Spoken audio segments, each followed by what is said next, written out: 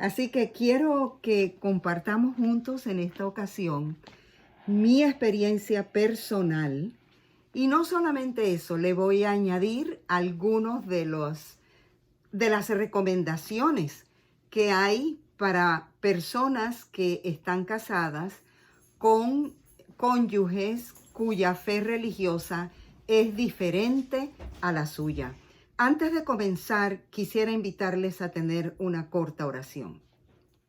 Querido Padre que estás en el cielo, al hablar sobre estas cosas, yo sé que tu corazón se enternece, porque tú conoces las luchas de tus hijos que quieren ser fieles a ti y a tu palabra, y cómo la gran batalla que se libra entre el bien y el mal muchas veces es lo que rige en muchos hogares.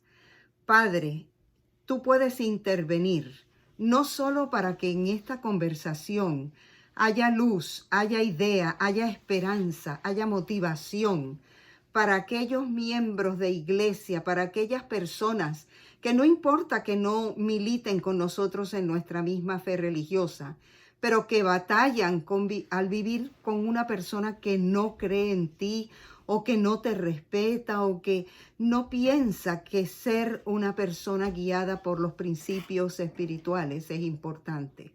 Que tú les des fortaleza en este momento y que las palabras que vamos a compartir no solo sean de esperanza, sino que sean una luz para continuar el camino de la vida. Lo pedimos en el nombre de Jesús. Amén.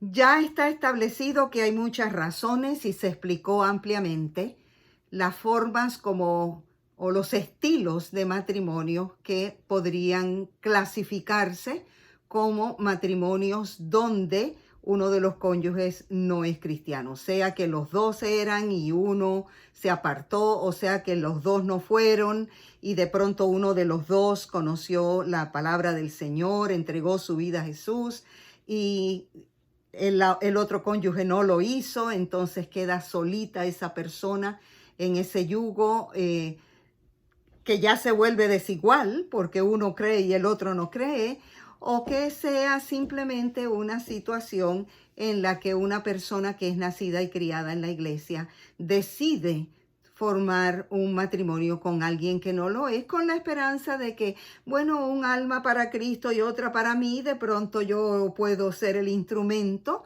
cosa que ha sucedido en algunos casos, no en todos, lamentablemente, pero sí en algunos casos. Y con esa esperanza de que yo lo cambio, las cosas van a ser distintas, eso puede resultar, pero no siempre es así. Pero no voy a hablar de eso en esta tarde porque yo creo que ya la hermana Covarrubia y el pastor Iglesias hablaron de esta situación.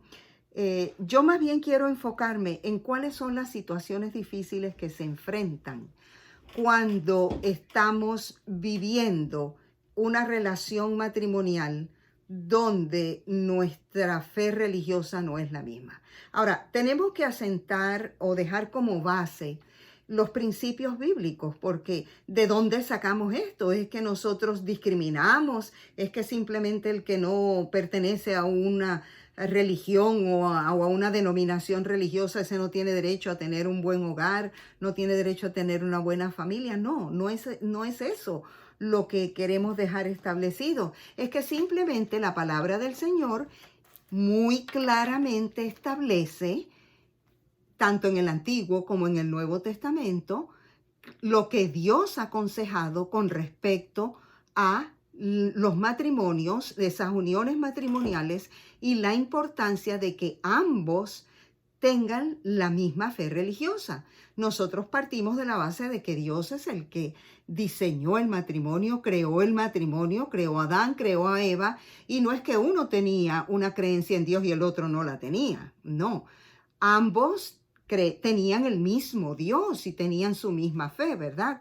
Pero dado que el tiempo, el pecado y todo lo que nosotros conocemos que se presentó en la historia inicial del pueblo de Dios, Nosotros sabemos que el Señor le indicó al pueblo de Israel claritamente, y está aquí en la Biblia, en Deuteronomio. Si tú tienes tu Biblia, acompáñame buscando con Deuteronomio capítulo 7, el versículo, vamos a buscar desde el 3 en adelante, Deuteronomio 7:3.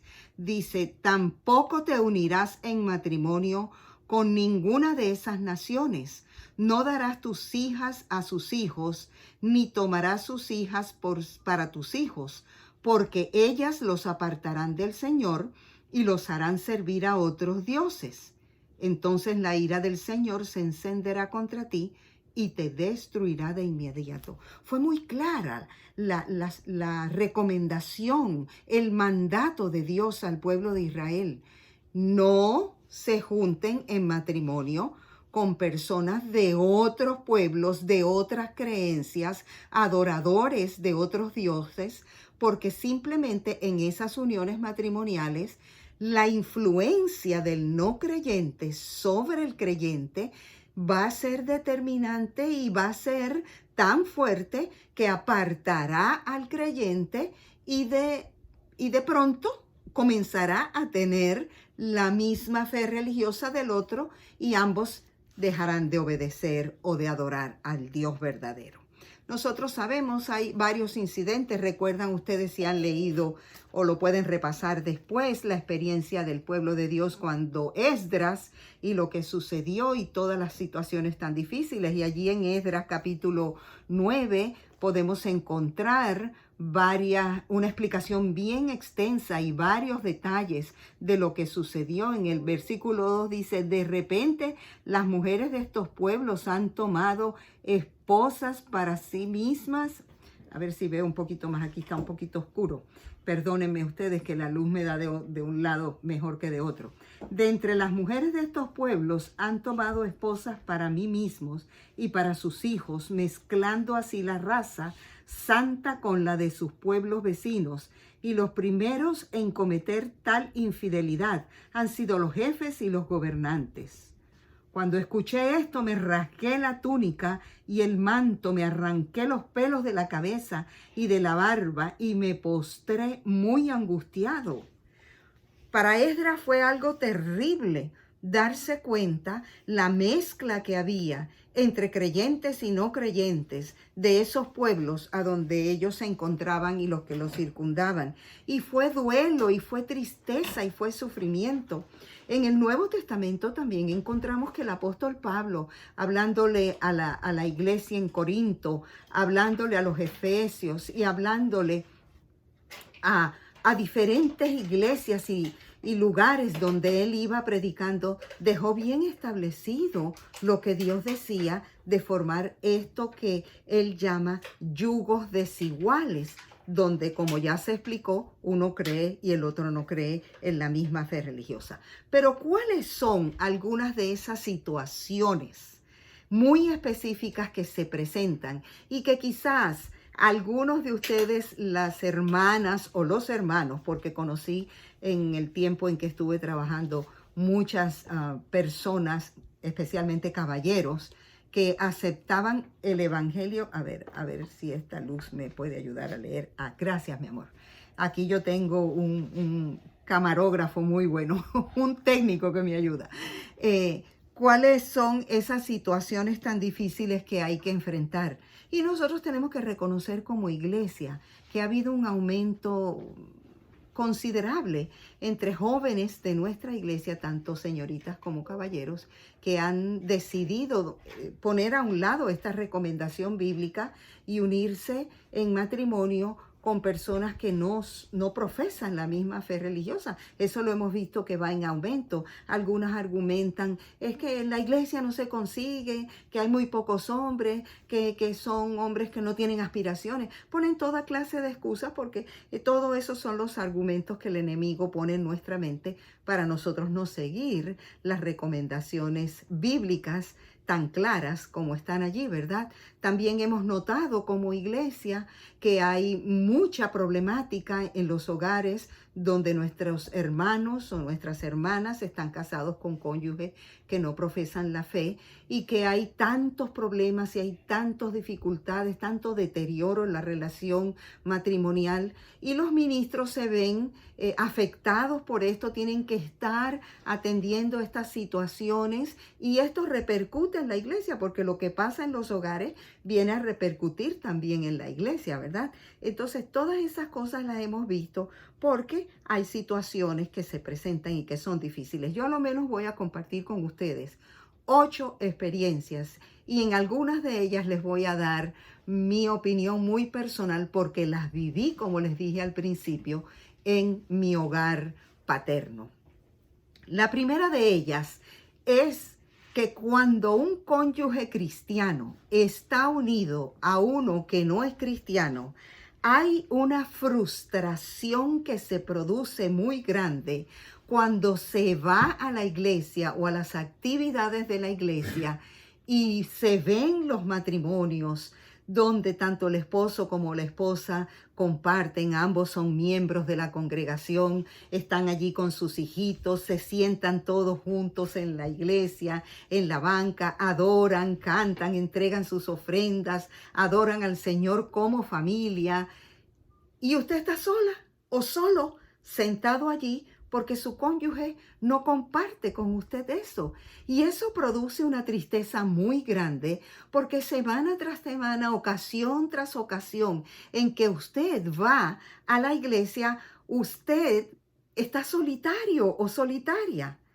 Entonces, eso le hace sentir en cierta medida frustrada. Y usted se pregunta a sí mismo, ¿será que en alguna ocasión mi esposo me acompañará a la iglesia y yo tendré el privilegio de adorar con él y de cantar con él? ¿Saben que eso me pregunté yo muchas veces en una ocasión después que mi padre murió?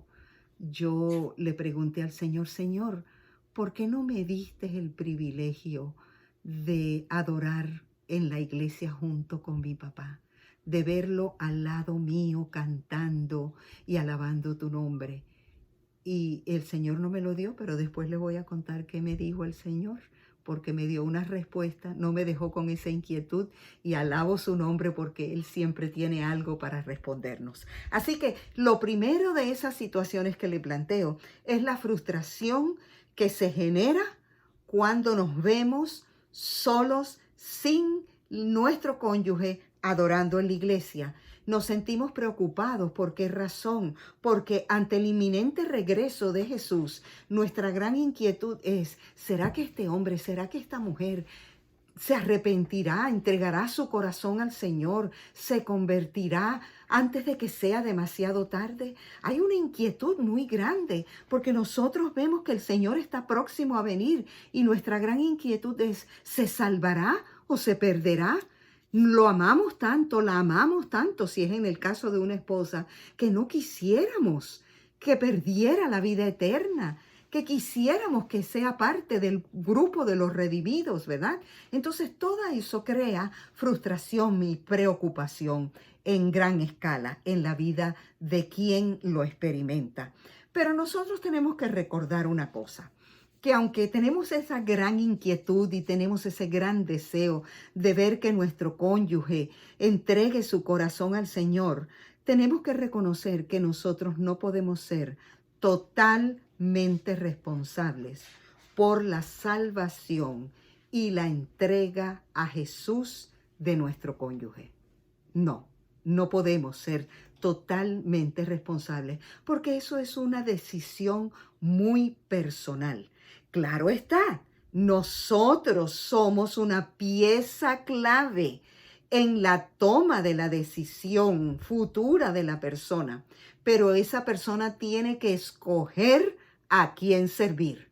Si va a seguir en su estilo de vida sin importarle una fe religiosa determinante para sí, o si quiere buscar al Señor, comenzar a ver qué es lo que su cónyuge conoce que él o ella no conocen y comenzar un estudio profundo y una búsqueda de Dios que evidentemente si eso sucede será una gran bendición porque puede ser el inicio de una conversión maravillosa. ¿Y cuántos cónyuges, tanto hombres como mujeres, que se han interesado en esto, han llegado a ser unos líderes maravillosos en la iglesia, han llegado a ser unos soportes tremendos para la iglesia, y algunos, porque llegué a conocer más de uno, hoy militan en las filas del ministerio porque habiendo sido hombres que trabajaban en otra línea de trabajo y que se dedicaban a otras cosas, una vez se convirtieron al Señor, en algún momento se sintieron llamados por el Señor y hasta salieron con su esposa y con sus hijos, se fueron a seminarios teológicos, se prepararon como pastores y hoy día son pastores. Pero en algún momento de sus vidas eran inconversos, no conocían del Señor ni sabían del Señor. Punto número 2, ¿cuál es otra situación que se presenta? Y es el interés por evangelizar al cónyuge no cristiano. Bueno, somos misioneros y el Señor nos ha llamado, y cuando estamos sentados en la iglesia y oímos esos sermones de que hay que compartir el evangelio, de que hay que llevar el evangelio a las almas que perecen, de que hay que buscar a los perdidos, ¿qué es lo que viene a la mente de una mujer o de un hombre que tiene a su lado un cónyuge que no es cristiano? Ay, el mío está perdido. La mía está perdida, yo soy uno de esos que convive con uno. Entonces, ese anhelo de evangelizar a nuestro cónyuge nos lleva muchas veces a tratar de imponer o tratar de sobrecargar a ese cónyuge no convertido con literatura, con videos. Le traemos todos los videos que se producen en la iglesia, le compramos un montón de libros. Cada vez que hay una campaña llegamos con las invitaciones y con las cosas, y como que quisiéramos hacer un cóctel de todo eso y dárselo a tomar a ver si es lo que lo remueve y lo interesa con las cosas del Señor. Pero el enemigo sabe que nosotros estamos tratando de hacer eso, y no se crea usted que él se queda así quietecito y dice, ok, está bien, llévale todo eso, ya tú vas a ver que sí, que va a comenzar a ver todos esos videos de ese predicador y todo. ¿Qué va?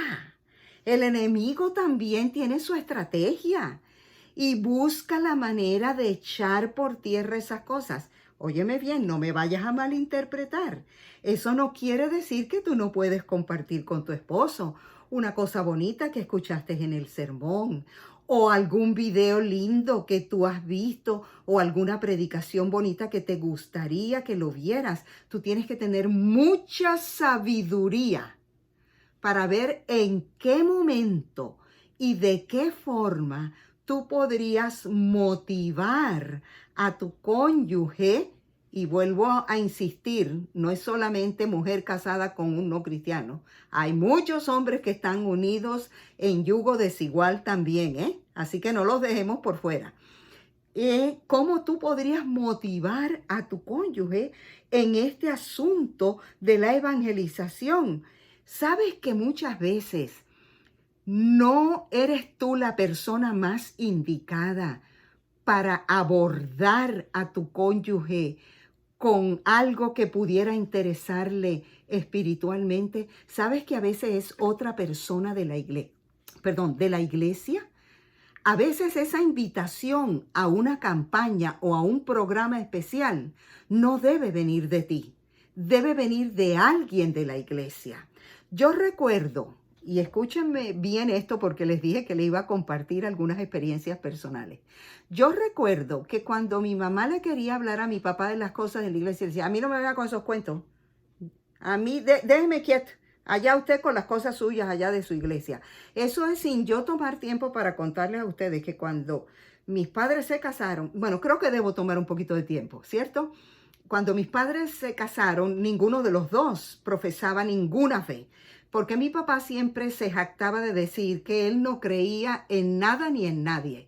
Y para que todos entendieran su posición, él decía, yo no creo ni en la luz eléctrica. Y eso que pago el recibo a fin de mes.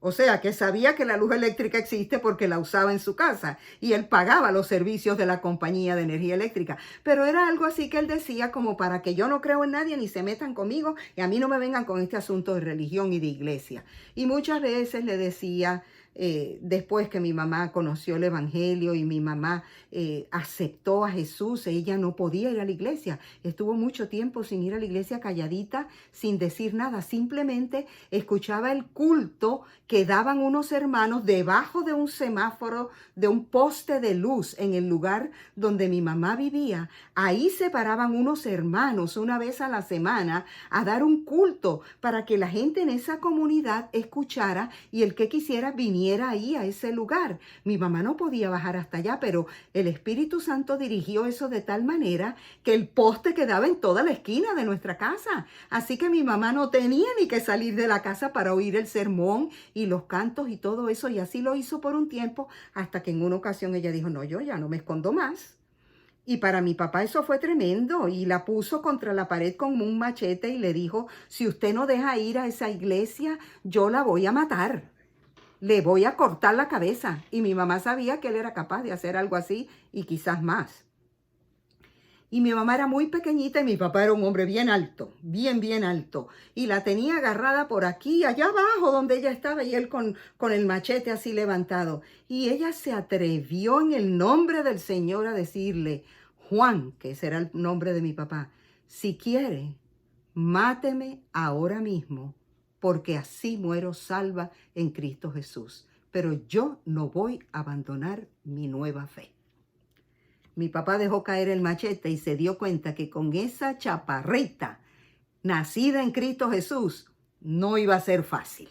Bueno, pero vuelvo a la historia. Les quiero decir que entonces mi mamá, siempre tratando de ser firme y con las cosas espirituales, se dio cuenta que no era ella el instrumento, de manera que a veces venían hermanas o personas de la iglesia y le traían a mi papá una literatura.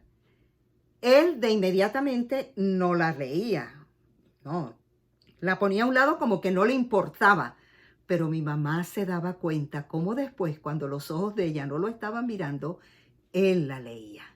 Especialmente le traían el Centinela, que siempre salía una vez al mes y entonces con artículos muy interesantes. Y él daba las gracias cuando la recibía. Si mi mamá llevaba el Centinela, él jamás lo leía, pero si se lo entregaba a alguien que no era ella, él sí lo podía leer y se quedaba callado, no comentaba nada y lo leía cuando mi mamá no lo veía. ¿Se dan cuenta? Entonces a veces evangelizar al cónyuge tenemos que hacerlo con mucho cuidado y tal vez permitir que algunas personas de la iglesia tomen esa iniciativa de invitar, de hablarles, de decirles, porque quita barreras y crea menos prejuicio. Punto número 3. No consideres a tu cónyuge no cristiano un enemigo espiritual. Déjame decirte algo. Ten mucho cuidado en tratarlo como si él fuera tu enemigo espiritual. Sobre todo cuando tú lo ves tomando trago, cuando tú lo ves fumar, cuando tú lo ves mirar en la televisión algunos programas que no son adecuados, o cuando tú lo escuchas usar palabras o expresiones que no son correctas.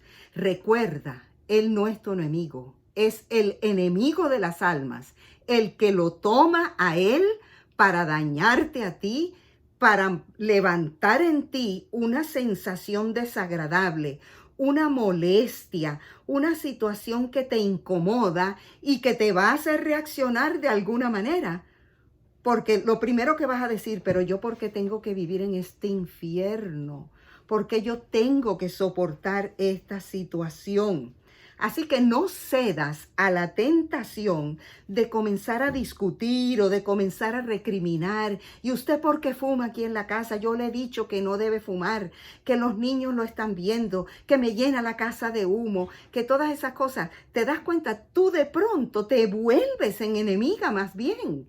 te puedes volver en el instrumento usado por Satanás para reforzar en tu cónyuge no cristiano esas cosas que tú no quisieras ver allí porque sabes que no son buenas.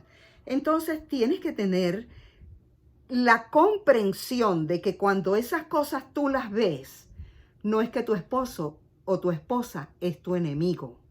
No, es el enemigo que toma control de tu esposo o de tu esposa para afectarte a ti, para afectar a tus hijos, y tú tienes que manejar ese enemigo de una forma diferente. No lo acuses utilizando la Biblia, porque muchas veces usamos la Biblia para golpear. No te refieras a la Biblia para hacerle sentir que es un pecador o que es una persona que está alejada de Dios. No lo uses así, porque no es correcto. Ora por esa situación, pero te quiero decir algo. Mantente firme en tus postulados o en tus creencias o en tus prácticas espirituales. Mantente firme. Ahora, si tú ves esas cosas y ves que está haciendo uso de licor y de cigarrillo y de las cosas que no son correctas y que eso está dando una imagen negativa en tu hogar a tus hijos, pídele al Señor que te permita hablar con él o con ella en el momento oportuno. Pero mira cómo tú tienes que hablarle. Tú tienes que hablarle al corazón diciéndole, ¿sabes que me preocupa mucho que cada vez te veo que fumas mucho o que estás tomando mucho licor? Eso te hace daño, eso te afecta, me preocupa tu salud, yo te quiero mucho, yo quiero vivir a tu lado, yo quiero envejecer contigo, yo quiero cuidarte, pero si tú te dañas tu cuerpo, si tú te lo afectas con esas cosas, me pones triste a los niños también. El ambiente de la casa cambia cuando tú estás así. O sea, trata de tener un abordaje más positivo, más cariñoso, más paciente, más comprensivo, porque acuérdate que todas estas adicciones son controladas por el enemigo y que la persona no las practicó hoy y las va a dejar mañana. Entonces, el abordaje que le tenemos que hacer tiene que ser un abordaje con amor. Si tú empiezas, la Biblia dice que tu cuerpo, no, ya pusiste una barrera. Háblale de tu amor y de tu deseo de que sea saludable, de que el hogar tenga paz, de que no lo quieres ver enfermo o enferma. Entonces, esa forma toca el corazón de la persona y la sensibiliza un poco más y le ayuda. Yo me crié en un hogar donde mi padre tomaba alcohol y fumaba una barbaridad. De hecho, el cigarrillo fue el que acabó con su vida. Y yo recuerdo que cuando yo le decía, ay papi, como le decía yo, papi, me da tanta pena cuando te veo fumar, porque pienso que yo quisiera que tú llegaras a bien viejito, pero no enfermo, papi, yo te quiero saludable. Y sabes que sus ojos se le llenaban de lágrimas y me decía, ay hija, si tú pudieras comprender que más puede el vicio que la razón. Y esa era su respuesta. Y yo me daba cuenta que él estaba luchando contra un vicio muy grande, que finalmente lo vino a dejar ya en los últimos años de su vida. Pero nunca le fuimos con que en la Biblia a recriminarle eso, sino siempre lo tratamos como que queríamos su salud, queríamos su bienestar. Y él comenzó a hacer esfuerzos por luchar contra eso y logramos que el Espíritu del Señor lo ayudara en sus últimos meses o años de vida. Fue una batalla que se pudo librar, pero nunca acusándolo con la Biblia o forzándolo o haciéndole ver que él estaba haciendo mal. Número 4, tenemos, como dijeron ya por ahí, que aprender a ser un poquito flexibles. A veces queremos ser tan a la letra, tan a la Biblia, tan a la palabra, que no damos brecha ni espacio para algunas cosas. Por ejemplo, en el caso de mis padres, mi papá los sábados le gustaba traer gente para hacer trabajos en la casa. Y a mi mamá eso le incomodaba porque ya sabíamos que el sábado era el día del Señor, ¿verdad? Entonces, y que no hagas en él obra alguna, ni tú, ni tu hijo, ni nadie de los que están en tu casa. Pero mi mamá no hizo de eso un asunto de dificultad. Lo dejó así, nosotros nos íbamos a la iglesia y él se quedaba con la persona que trajo para reparar lo que fuera, el baño, la tubería, lo que fuera que iban a hacer. Y nosotros llegábamos de la iglesia y como si no hubiera pasado nada, lo saludábamos, estábamos con él, en fin, nunca le recriminamos, pero él comenzó a darse cuenta que no era de nuestro agrado. Así que él mismo dejó de traer personas para hacer los trabajos en la casa los sábados, sin que tuviéramos que poner todo ese problema y toda esa dificultad de recriminarle porque traía personas los sábados a hacer los trabajos en la casa. Lo mismo era con la televisión. Él se encendía la televisión el sábado para ver sus juegos de béisbol o ver los boxeos o lo que fuera. Pero cuando él empezó a darse cuenta que ninguno de nosotros participaba con él de esas cosas, dejó de encender la televisión los sábados. Entonces, a veces tenemos que ser un poquito flexibles para darnos cuenta cómo Dios va obrando. Y obra de una manera donde no necesita que nosotros estemos allí como conciencia, recordándole es día del Señor, eso no se hace, no queremos que tú lo hagas, o poniendo esa situación de tensión que hace más daño que bien, es lo que es en realidad. Punto número 5. Recuerda que ustedes, los dos, tú que eres creyente y tu cónyuge que no es creyente, ustedes dos son pecadores. No es que uno es un santo y el otro es un pecador. No, ustedes los dos. ¿Qué dice Romanos capítulo 3 y versículo 23? Por cuanto todos pecamos, todos somos pecadores.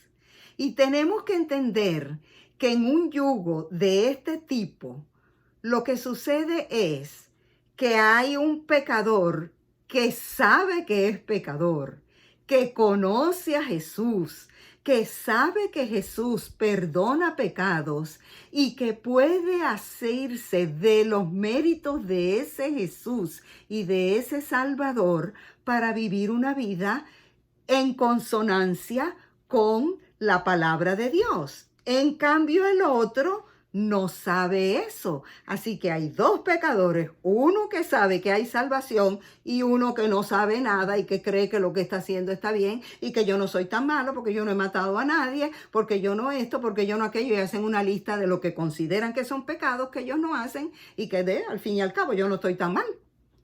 ¿Entiendes? Esa es la diferencia. Pero pecadores son los dos. Entonces, ¿qué quiere decir esto? Esto quiere decir que nosotros necesitamos en nuestra naturaleza, que ya ha entendido el amor, el perdón, la salvación, actuar como dice Filipenses capítulo 2, y vamos a buscarlo rapidito en nuestras Biblias. Filipenses capítulo 2, los versículos 3 y 4, dice así. Filipenses 2, 3 y 4. No hagan nada por egoísmo o vanidad. Más bien, con humildad, consideren a los demás como superiores a ustedes. Cada uno debe velar no solo por sus propios intereses, sino también por los intereses de los demás. Eso quiere decir, mi querido hermano o hermana, que estás en esta unión matrimonial desigual. Esto quiere decir que tú debes recordar que esa actitud orgullosa de que yo conozco la palabra del Señor, porque yo recuerdo que en una ocasión vino aquí una pareja. Ella se había bautizado y él no había todavía iniciado estudios. Ambos habían sido miembros de otra denominación religiosa y ahora habían venido a nuestra iglesia. Ella había sido bautizada, pero él no. Y cuando vinieron aquí para conversar con nosotros, nos dimos cuenta que ella se presentaba como muy conocedora de la palabra de Dios, como que yo ya tengo todo el conocimiento de la salvación, yo soy una seguidora de la palabra del Señor, yo le digo a él que él debe dejar de hacer esto, lo otro. O sea, nos asumimos una actitud de el santo y el pecador. Y eso no está correcto. No es una actitud que ayude en ningún momento a poder establecer un interés espiritual en el corazón de aquel cónyuge que no conoce todavía la salvación a través de Cristo Jesús. Entonces recuérdalo, ambos somos pecadores, Solo que uno ya conoce un plan mejor que el otro y ahora necesitamos tener todas las herramientas positivas necesarias para ayudar al que todavía no conoce. Otra situación que se presenta y que es muy común es la desesperación cuando tenemos mucho tiempo orando por la conversión de nuestro cónyuge y como que no vemos ningún resultado. ¿No te ha pasado eso? Que horas y horas y ayunas y cada vez que hay una semana de oración y mandan papelitos, tú ves allí, tú escribes el nombre de tu cónyuge que entregue su corazón al Señor, porque esa es una situación que hay dentro de ti que pesa grandemente la salvación de esa persona con quien compartes tu vida y que tú piensas que de pronto pues nadie tiene la vida comprada y que cualquier cosa puede suceder y que esa persona entonces pueda perder la salvación por no haberse entregado al Señor. Esa es una situación que te desespera, que te hace pensar, yo creo que el Señor no me escucha, yo creo que el Señor tal vez, no sé, será mejor que yo me separe. ¿Debo yo seguir en esta relación porque yo no veo que haya ningún interés en las cosas espirituales? Pues déjame decirte que Dios no te está pidiendo que tú abandones a tu cónyuge simplemente porque pasa el tiempo y pasa el tiempo y tú no ves que las cosas cambian. Yo quiero decirte que si tú tienes el libro Hogar Cristiano, yo te recomiendo que leas el capítulo 57. Capítulo 57, la página 316. Y en ese capítulo hay tan buenas recomendaciones que si nosotros las analizamos y le pedimos al Espíritu del Señor que nos ayude con equilibrio y con mucho amor y paciencia a sacar de allí esas recomendaciones maravillosas que se nos brindan para nosotros poder lidiar con esas situaciones difíciles, nos vamos a dar cuenta que es natural que nos desesperemos. Y tú puedes estar desesperado, pero hay una cosa que no debes olvidar, y es que el tiempo de Dios es perfecto. Es perfecto. Nunca lo olvides. Ese o esa que no ha venido a los pies del Señor en algún momento y de la forma que menos te imaginas, Dios le traerá a sus pies. No dejes de perder la fe en que eso sucederá. Mi madre oró por la conversión de mi padre más de 40 años. ¿Tú sabes lo que quiere decir eso? 40 años yendo de rodillas, día tras día, mañana, noche, y quién sabe cuántas veces en el día, suplicando por él, orando por su conversión. Y ¿sabes una cosa? ¿Sabes cuándo vio el resultado de sus oraciones? Cuando él, a causa del deterioro de su salud, en aquel cuarto de hospital donde se encontraba, en una condición con muy pocas esperanzas de recuperación, un día le dijo: Elisa, quiero que traigas al pastor de tu iglesia para que me bautice, porque quiero que mi nombre sea escrito en el libro de tu iglesia. ¿Tú te puedes imaginar lo que mi madre experimentó en ese momento?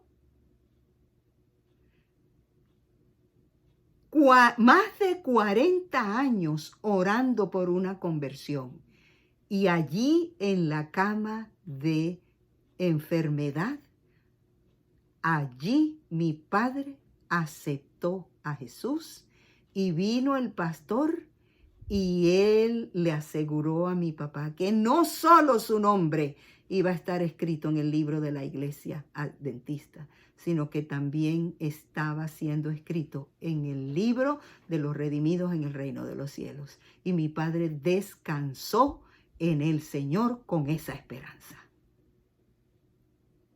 Ahora yo quiero decirte que te conté al principio que yo le pregunté al Señor: Señor, ¿esto fue injusto? Porque yo quise que en alguna ocasión mi padre hubiera adorado conmigo en la iglesia, hubiera estado conmigo en la iglesia, y con lágrimas en los ojos por mucho tiempo yo le estuve reclamando. Escúchame bien, reclamando. Nunca se lo dije al Señor de buena manera. Reclamándole enojada en lo profundo de mi corazón. ¿Por qué no me dejaste adorar con mi padre en la iglesia? Hasta un día que el Señor me habló. Cuando sintió que yo estaba preparada para recibir la respuesta que Él me iba a mandar, me dijo: tu padre no estaba preparado para asistir a una iglesia y ver algunas cosas de las que suceden en la iglesia. Lo preservé para que adore conmigo en la eternidad. Ya no le pregunté más al Señor. Y dije: pues Señor, qué sabio tú eres, qué inteligente, qué maravilloso, qué Dios, qué Salvador. Lo preservaste para que la primera adoración de Él sea contigo en el reino de los cielos, personalmente. Nosotros ahora es como por video que adoramos, ¿no es cierto? Pero mi padre va a tener el privilegio de adorar en vivo y directo a Jesús ahí enfrente. Entonces, tenemos que confiar que eso va a suceder. El punto número 7, yo lo he anotado aquí, el pastor Iglesias habló de eso, sobre la influencia sobre los hijos. Nosotros sabemos que esto es algo que no podemos evitar y que vale la pena. Si hay aquí en la congregación virtual que me acompaña a esta hora, jóvenes que están para casarse, considere que la unión con una persona que no profesa su misma fe religiosa, cuando ustedes comiencen a procrear hijos, será un elemento que traerá serias situaciones para considerar. Porque no es lo mismo ponerse de acuerdo para criar los hijos en una fe que tener dos corrientes diferentes o ejemplos de un estilo de vida y de otro contrario completamente. Eso trae mucha confusión y ves que trae dolor y tristeza a los niños, porque yo sé que algunos de los que me acompañan hoy aquí podrán decir que sus hijos le han dicho: ¿y por qué papi no va con nosotros a la iglesia? ¿Y por qué mami no viene con nosotros a la iglesia? ¿Y mi papá por qué bebe? ¿Y mi mamá por qué baila? ¿Y mi mamá por qué esto? ¿Y mi papá por qué aquello? Y tienen tantos interrogantes. Hay confusión en la mente de niños que se crían en hogares donde hay dos vertientes religiosas o dos creencias diferentes, una contraria a la otra. Entonces tenemos que ver que eso hay que evitarlo antes que suceda. Pero si ya lo tenemos, yo tengo una recomendación para usted. Usted tiene que ser bien firme en lo que usted cree. La Biblia dice en Efesios 5:23 que el hombre es cabeza de la iglesia y es el sacerdote del hogar. Pero si ese sacerdote no tiene su misma fe religiosa, entonces, mi querida hermana, usted hace funciones sacerdotales. En una ocasión un joven vino donde mí para pedirme consejo porque estaba para casarse con una persona que no era de su misma fe religiosa, él sí criado en la iglesia y con una trayectoria muy, muy de la iglesia. Y entre mis preguntas que yo le hice, yo le dije, ¿tú sabes lo que vas a tener que enfrentar cuando tengas tus hijos? Te estás casando con una mujer que tú no sabes si va a aceptar el evangelio, si va a ser fiel, si lo que vaya a pasar tú no lo puedes predecir. Pero lo que sí tú tienes que saber desde ahora es que a ti te va a tocar llevar las riendas de la parte espiritual de tu hogar.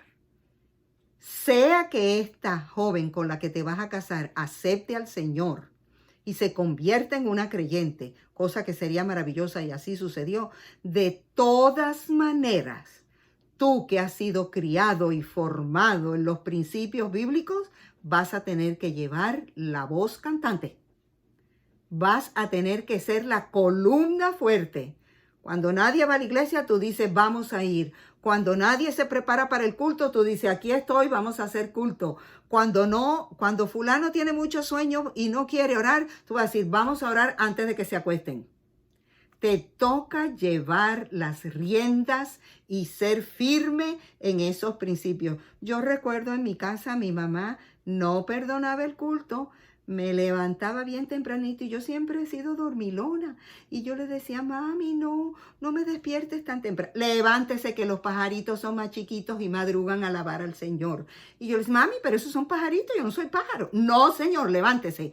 Hoy le doy gracias a Dios porque ella nunca fue laxa en sus requerimientos, en sus formaciones de hábitos para conmigo, en enseñarme que las cosas de Dios eran lo primero y que eso no se negociaba y no se dejaba por nada. Y doy gracias a Dios por eso, porque eso mismo yo le transmití a mis hijos y mis hijos ahora le transmiten a mis nietos y esto va de generación en generación, como dice la palabra de Dios que tiene que ser. ¿No es así? Entonces, no te desanimes, te va a tocar llevar la delantera porque esto ejerce una gran influencia sobre tus hijos. Y el punto número 8 dice, algo que nosotros vivimos en nuestro hogar con mi papá era tremendo. Miren, cuando yo vi a mis hijos anotarse en el Club de Conquistadores, yo sentí una emoción grandísima. Y mi esposo pensó, bueno, ¿y qué le pasa a esta que está tan emocionada? Porque los muchachos quieren estar en los Conquistadores. Y entonces yo me vi en la obligación de decirle, mi amor, es que yo nunca pude ser conquistadora, yo nunca pude pertenecer a ningún club de conquistadores. Y entonces él así todo aterrado porque mi esposo es de sangre azul, como digo yo, de generación de pastores y requete pastores y obreros y no sé cuánta gente, de por generaciones y generaciones, pero yo no. Y entonces yo le digo, mi amor, es que yo nunca pude pertenecer al Club de Conquistadores. ¿Y por qué? Me dice él, si tú fuiste criada en la iglesia. Le digo yo, sí, pero es que mi papá decía, ustedes se la pasan el sábado todo el día metidos en la iglesia, en la mañana con el bendito cuentos del culto, en la tarde con la bendita cuestión esa de obra misionera y qué sé yo qué cuánto más. Y me vienen a decir a mí ahora que también el domingo tienen que salir. No, señor, usted no va para ningún sitio. Y nunca me dejó ir al Club de Conquistadores. Nunca. Ni abeita industriosa, ni qué otro insecto, qué sé yo, qué es lo que hay ahí. No me tocó nada de eso a mí porque mi papá no me lo permitió. Jamás me permitió. No, señor, ¿usted qué tanto metido en la iglesia? ¿Qué les pasa a ustedes? El punto que quiero traer a colación es que lo que se presenta es un celo por las cosas de la iglesia. A lo mejor tú estás batallando en tu relación matrimonial con ese celo. Celo porque dice, pero bueno, ¿qué es esto? Este hombre, esta mujer se levanta y lo que hace es agarrar Biblia y a orar. ¿Y qué es eso? En vez de levantarse a hacerme mis tortillas, a hacerme un cafecito o a darme algo a mí, es a Dios y a Dios y a Dios y toda esa iglesia. No lo entienden. No entienden que esa es nuestra fuente de poder, de donde sacamos para poder enfrentar el día a día. Hay que tener mucho cuidado con eso. Y te digo a ti, mi querida hermana, no llenes tu calendario personal con tantas actividades de tu iglesia que tú te la pases más en cosas de la iglesia y desatiendas tu hogar y tu esposo. Ten mucho cuidado con eso, porque eso no va a redundar en algo beneficioso. Acepta tu situación. Quiero darte unas estrategias porque ya el tiempo ha ido avanzando y no quiero desaprovechar lo que ya tengo aquí. Acepta esta situación y recuerda que, como dice en Primera de Pedro, vamos a buscarlo allí, Primera de Pedro capítulo 3, versículo 1 y 2 dice: asimismo, esposas, sométanse a sus esposos, de modo que si alguno de ellos no cree en la palabra, puedan ser ganados más por el comportamiento de ustedes que por sus palabras. No tienes que hablar, tienes es que vivir cariñosamente, amablemente, paciente, dulce, que le muestres a tu esposo cuánto lo amas. Que sí, es verdad, hay cosas que él hace que te hieren, que te duelen, pero déjame decirte una cosa, tu amor por Jesús va a enternecer tu corazón en el amor hacia tu esposo, porque lo vas a mirar como Dios lo quiere mirar y lo mira, y eso va a enternecer de vuelta el corazón de él hacia ti y hacia Jesús. Y sigue diciendo el versículo 2, al observar su conducta íntegra y respetuosa, nunca utilices tus palabras para irrespetar a tu esposo o para señalarle cosas que tú sabes que no están correctas, pero que no eres tú quien debe herir y ofender. Con eso no vas a lograr ningún resultado positivo. No lo hagas. Recuerda, deja siempre que tus acciones hablen más. Y en ese capítulo que te recomendé, en la página 317 dice: permita que su esposo vea obrar en usted al Espíritu Santo. ¿Cuál es la obra del Espíritu Santo que dice la palabra del Señor? Él nos redarguye. Él nos muestra lo que está mal. Él nos inspira al cambio, ¿verdad? Sea cuidadosa y considerada, paciente e indulgente. Y oye, nuevamente te repito, no procure imponerle la verdad. No vayas a jugar a ser el Espíritu Santo. Deja que Él sea el que hable. Cumple tu deber como esposa. Oye, y cuando te digo deber como esposa, te digo en todo el sentido de la palabra. ¿Ok? Satisface las necesidades de tu esposo, teniendo presente que no vas a prestarte para el pecado, pero sí para la felicidad que Dios ha diseñado en la relación de intimidad de un esposo y de una esposa. No prives a tu esposo de tus afectos. Agrádale en todo lo posible. Sé animosa, sé feliz. Introduce en tu hogar la alegría. ¿Por qué vivir en el lado oscuro? No, es que yo estoy casada con un hombre que no es converso. No, es que yo conozco un hombre que hace muchos años conoció al Señor, aceptó al Señor. Su esposa, hasta el día de hoy, y yo creo que han pasado de eso 50 años. Por lo menos me recuerda a mi esposo, más de 50 años. Ese hombre sigue fiel en la iglesia, ya es un hombre adulto, es todo un profesional.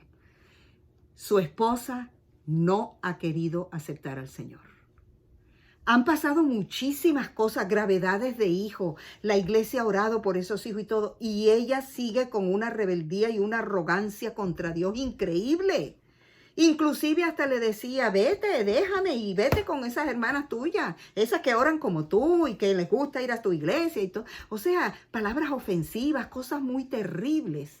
Hasta el día de hoy, ella sigue en esa actitud. Yo siempre digo, algún día tendrá que venir humillada delante del Señor. O yo no sé si son como los que ayudaron a construir el arca, que después de ayudar y construir se perdieron todos. No sé, eso lo sabe Dios y no yo. Pero lo que quiero decirte es que en esas circunstancias nosotros debemos siempre guardar la paz, la tranquilidad, esforzarnos por seguir y destacar aquellas cosas buenas y dejar que el Espíritu de Dios tome el control. Tome todo el control, porque te aseguro, y vuelvo a decirte, te habla una que vio a su padre morir en el Señor. Te aseguro que Dios habrá de salvar a esos esposos o a esas esposas que finalmente serán impresionadas por el Espíritu Santo y se humillarán ante el Señor. No dejes de orar, no dejes de dar testimonio y no dejes ni pierdas la esperanza. Dios quiere salvarnos a todos. Él no quiere que ninguno perezca, sino que todos procedamos al arrepentimiento. Ora por ese cónyuge y el Señor te la va o te lo va a traer a su debido tiempo. Que Dios les bendiga. Fue un placer compartir mi testimonio con ustedes. Y ánimo, que ya viene Jesús y nos vamos para el cielo. Y vas a ver que nos vamos a llevar también a esos cónyuges con nosotros en el camino a la patria celestial. Bendiciones para todos.